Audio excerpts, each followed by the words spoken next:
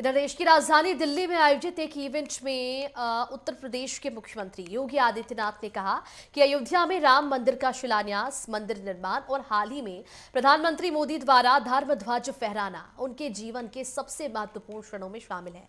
उन्होंने बताया कि इन तीनों ऐतिहासिक घटनाओं से उनकी 3 पीढ़ियां जुड़ी रही हैं।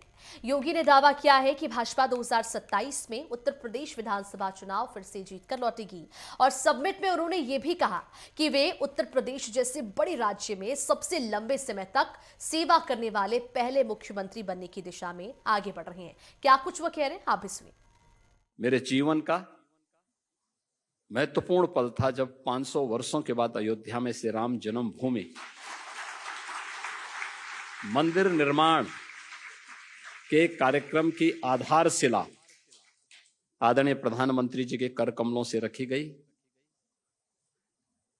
500 वर्षों के बाद जब अयोध्या धाम में श्री राम जन्मभूमि पर भव्य राम मंदिर का निर्माण हुआ, 500 वर्षों के बाद अयोध्या में प्रभु श्री राम के बने हुए भव्य मंदिर में धर्म ध्वजा का आरोहण प्रधानमंत्री जी के कर कमलों से हुआ। ये 3 घटनाएं कर्म से, और उस 3 घटनाओं में मैं अकेला व्यक्ति जिसकी 3 पीढ़ियां उस पूरी आंदोलन के साथ जुड़ी रही हैं। क्योंकि जब रामलला का प्रकटीकरण हुआ था, मेरे दादा गुरु महंत दिग्विजय नाथ जी महाराज उस अभियान के हिस्से थे।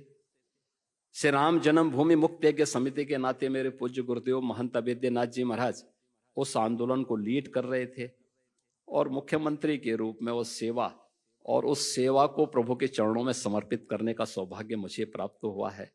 तो अपनी विरासत के प्रति कृतज्ञता ज्ञापित करने, अपने देश और अपने धर्म के प्रति अपने कर्तव्यों का निर्वहन करने का एक अवसर मुझे प्राप्त हुआ।